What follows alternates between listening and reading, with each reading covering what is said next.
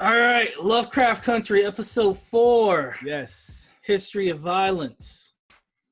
What you think about this episode? It felt like Indiana Jones to me. Yeah, that's what I told you yesterday. Stealing my shit. But yeah, shit. Yeah, no, this was great. This had that vibe of Indiana Jones. It had the positive feel of Star Wars after they do a mission and they're like, we did that, holy crap. You know, like that family togetherness. I thoroughly enjoyed this. I enjoyed the history that they said. Was it Jupiter or Pluto that the black girl named, but then they didn't want a black girl's face on naming a planet, so they said it was a white girl who named it. You know what I mean? Mm-hmm. That true, real history that actually happened in real life. I love that story. The mother-daughter relationship was amazing. I loved how they've been in the dark this whole time, and they're actually driving home in the dark. And she's like, I don't want to be in the dark in this situation, not knowing what's going on anymore. So she turns the car around. She's taking affirmative action to get answers. She's not depending on people to get answers, and she's getting kept left in the dark. So that's great little metaphors that they do in this show. This show is way too smart for us. We don't deserve a show this good. I got to go do homework after this show. This is the first episode I didn't have to watch again to understand everything. Yeah, episode 3 I had to watch like twice, man. Yeah, because there's so much that's in there. It's like, wait, what? You know, this was the first one that was actually like linear story where it's like, okay, I see what's going on and I'm expecting some craziness, and it delivered very well. It's probably my favorite episode. Episode 3 is my favorite so far with the ghost house. That was great too. That was great. These are all. The horror elements were good. The little Easter eggs, like the little boy being Emmett Till. Yeah, that was great. Yeah, these are all great. It's just this one just had that feel of like adventure. You know what I mean? Like they could just do every episode like this, which is like a different adventure every time. When that creature started coming to life, you saw them boobs. You're like, okay, the teddy's all right. And then that dick pop out after. And I feel like that was a moment for some guys out there where they're just like, transgender thing ain't so bad though. Yeah, they're like, I could be a top. I could be a top. Yeah, that was very interesting that they did that in the show. Because like his dad was looking, he's like, I see them titties, and because the dad was like, he was like, been a while since I've seen them titties, all right. And then that dick didn't pop the bloop. Yeah, it's just, they fell out like an elephant truck, the bloop, and he's like, I've been in jail for a while. And they had a scene with that guy who was like the security guard, who's always trying to grease somebody's ting or like say some shady shit. He was like, oh, your dad's been hanging around with the bar owner.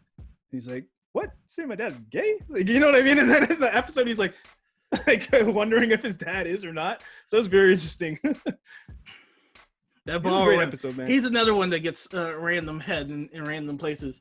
That's what Power was missing. That girl just scurried out the bathroom into the darkness. Power was missing way too much things so that we don't have enough time on this podcast to talk about what Power is missing. Oh, God. But yeah, I love the history, man. And this show was amazing. Easter eggs in this show. This show was amazing. From the beginning, just all the way to the end. Just the mystery, all that little intrigue, like the light hitting off shit and then them figuring out where to go. This was all in the trailer that was like prior to this. It was amazing. Hitting the alligator tooth. I enjoyed it a lot. What'd you think of it? I'm going to pull up the cast and everything. Yeah, I fully enjoyed it. I like that. It's a show with a cohesive story that just keeps like, there's a continuing story, but there's also an anthology to it where it's like, oh, who's the monster of the week?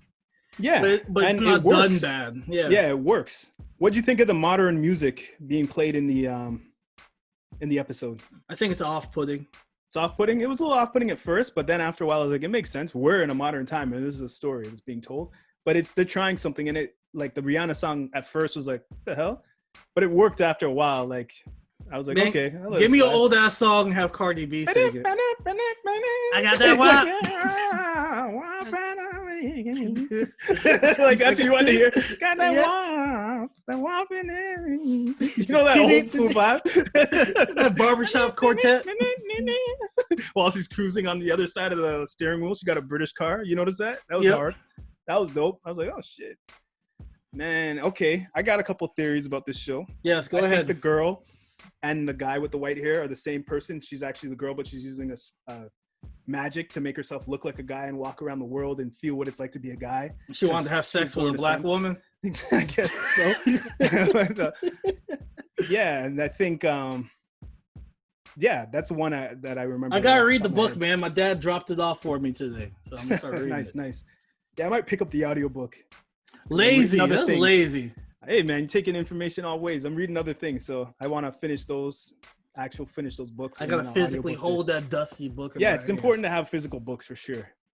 Trying to build a library. Seeing your kids and seeing kids and people seeing you actually read a physical book is better than them seeing a screen, in my opinion. If they see you on a screen, be sitting down with earphones like this. That was a good book. But if they see you with a screen, it looks like you're just playing. You could be playing a game. You could be doing anything. So they're gonna want to do that too. You know what I mean? But if they see you with a book, you're like, oh, okay. You know, kids follow what they see, right? So yeah, books are important for sure. Actual physical books. Yep. But no, this show's hard. What were your favorite parts from it? I'll be honest with you. This episode was kind of just a filler to me. I'm just like, all right, let's get to next week.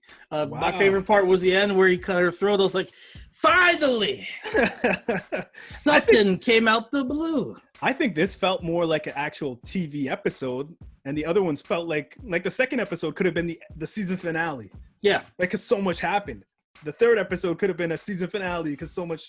You know what I'm saying? This one finally actually felt like a TV episode. So maybe your expectations are at a certain level. So seeing this one, you're like, yeah, this is cool. So I get that for sure. Felt like a filler. It was like, we're on our way to another journey. My thing with this was, that was her elevator that they went up? Or was that was her elevator in her house? Because they're in Chicago, right?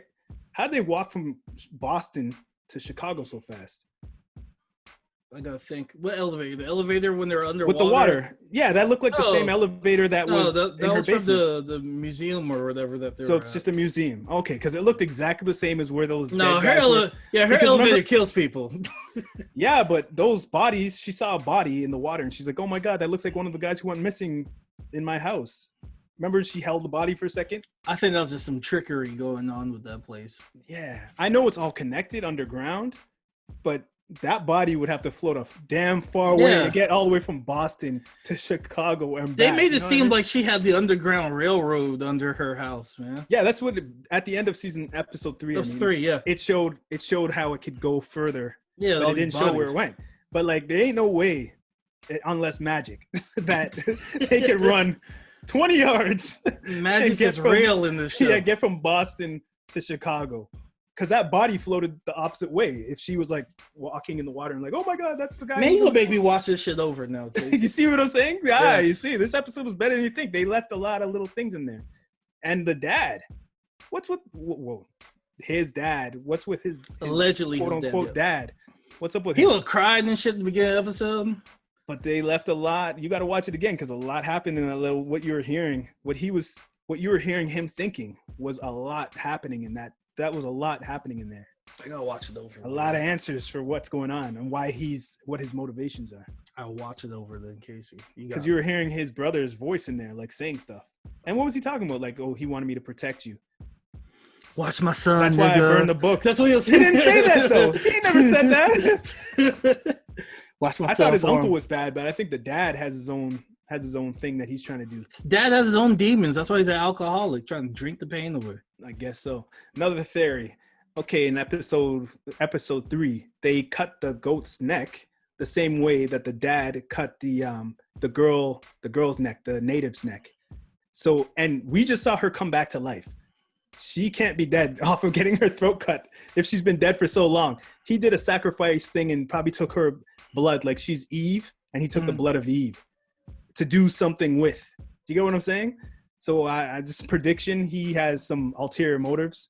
He wants the power and he doesn't want his son to have the power. He's probably been mad at his son this whole time. Wasn't that his mom he saw when that building was on fire and he followed the woman out the building? Was that his mom?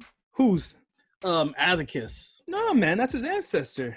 Oh, that was a slave who he was always very polite to his slaves. He used to treat his slaves right. He was banging the slave, and then that's how she got pregnant. And she was running in the woods. She ran away in the woods, Oh. And she was the one who burnt down the house the first time.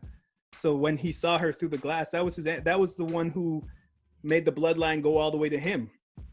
Because he's Adam. And then Letty, Journey Smollett's character, I feel like her dad, she's clearly biracial, so I'm thinking her dad's one of those white wizard guys. Yeah, I feel like they're cousins. Because she died and came back. Well, with that, the dad with the white hair, I can't remember his name right now, but he said, "You do what I want, and I'll bring your people back." So he was like, he tore the $20 in half, basically.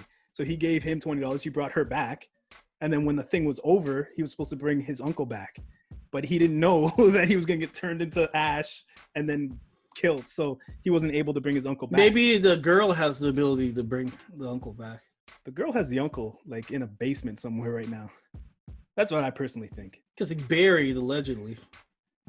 Yeah, but it was all magic. They probably didn't even have the dad, like the uncle. You know what I mean? So, but yeah, that's his dad. But the bloodline is in the mom. That's why the mom knew. The mom is going to be of interest. I gotta read this damn book, man. I want to see if the mom's going to be in the show. The mom's probably alive. His mom is probably just out there like, yo. And remember he saw an Asian alien woman in the first episode? That's what I thought it was who was coming out of the person. I thought it was. Yeah, me too. I thought it was like what he was seeing was like being shot at him, you know, as a test of some sort. But yeah, I don't know. I found it great, man.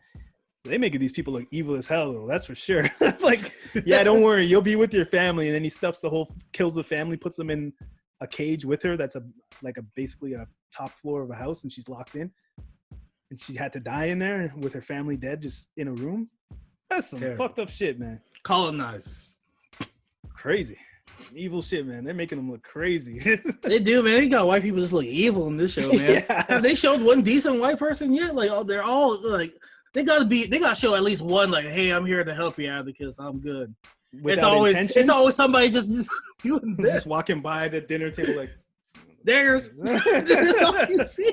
Yeah, no, man. I was like, they ain't got one white ally. They need a little balance. They need balance. They need one white ally. I'm surprised white people haven't spoke up and be like, come on, man, you can't be doing this. Not all of us are racist, bro. There's a white dude that wrote this doing us like this, man. Yeah, so that's why I'm waiting for the other shoe to drop. I was like, y'all gotta have at least one, like, y'all gotta have a chat have or somebody. Ally. Somebody, have some ally somewhere. Somebody, man. But the girl's supposed to be the ally. I don't trust her ass either. Yeah, she has her own intentions, right? So yeah, she's not really. I was like, they gotta have at least. She's a liberal white racist. guy looking out for them. Yep. So I don't know, man. Yeah, this show's great though. It's going amazing. They ain't got no Mac Miller, Eminem in the neighborhood. No allies. Not one. In Chicago, they ain't got one white person in the hood looking out for them. Not one, man. Steve. Not one. They ain't got Steve anywhere. Chris. One. I'm trying to think back to all the episodes. No, like you usually see at least just one on site. All of them are on site. Yeah, well, they'd be like, "Oh, you're in the wrong," because you notice at their house there's like a sign that says "blacks." Yeah, it's like blacks pointing towards you. It's like a kid drew it. Yeah, it's like niggas, right? Yeah. Look, Dad, look what I did. Good job, son. Let them know who they are. Gotta let the neighbors know. Yeah, this was a great episode. It's been an amazing show, but it needs a little balance for sure. I know they gotta have some white friends, man. Like at least one. Or it's gotta have some Indians, some Asians, a little bit more, you know, a little bit more like thing. Nah, bro. This is a black. This is black versus white in this bitch.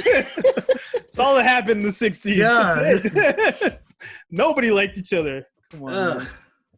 Yeah, maybe they'll bring an element to that when we see who Letty's father is. You know what I mean? So they white, man. Tell him. Possibly. He's good. They keep foreshadowing it's different dad. So I like the party scene in episode 3 where homeboy's like, I used to smash that thing right there. I'm feeling real nostalgic right now. Too many dudes like that in real life. That's the problem. I was like, this is creep, man. Too many dudes lying on their buddy. He's like, my guy, is that yours? Because I'm feeling real nostalgic right now. Yeah, seeing him dancing. Lying like hell. He ain't smashing nothing. Yeah, he sees what's happening. He sees the chemistry, and he's like, oh, God damn it, I got to kill this. I gotta kill this vibe. I got to kill this vibe right here. Can't let this dude come from the war and win. Got 2 wins in his life? Nah. I love that line, though. Feeling real nostalgic right there. I love He had some corny ass line too. He said in this one where he was like, "Oh yeah, you know why they call me Tree? Because my 2 legs, and then they call it Tree." You know, I'm like, get this cornball off the screen, please.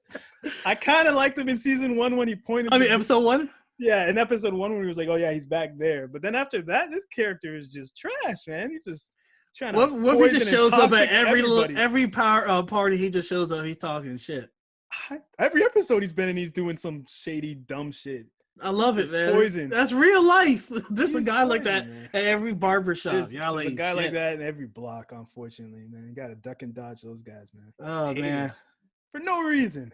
Feeling real nostalgic right now. Toothpick in his mouth, just thinking of things he can fuck people over with. He's like, yeah, this nigga think he better than me. You know? He went to war, huh? That's his problem.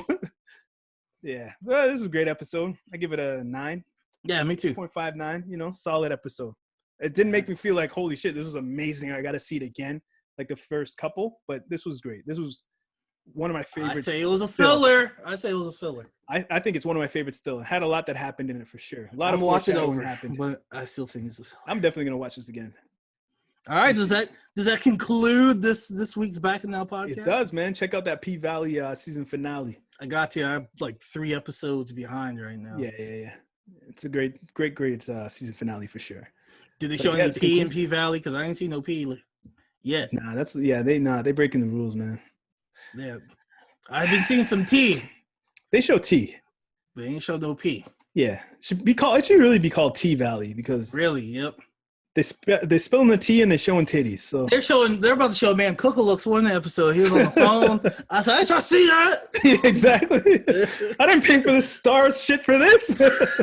Stars just give me Tariq and this right now. Yeah, nah, fuck up Tariq, man. God damn this kid, man. Yeah. Episode 2 needs to get shot. You give me the recap of episode 2, man. I don't know if I can do that.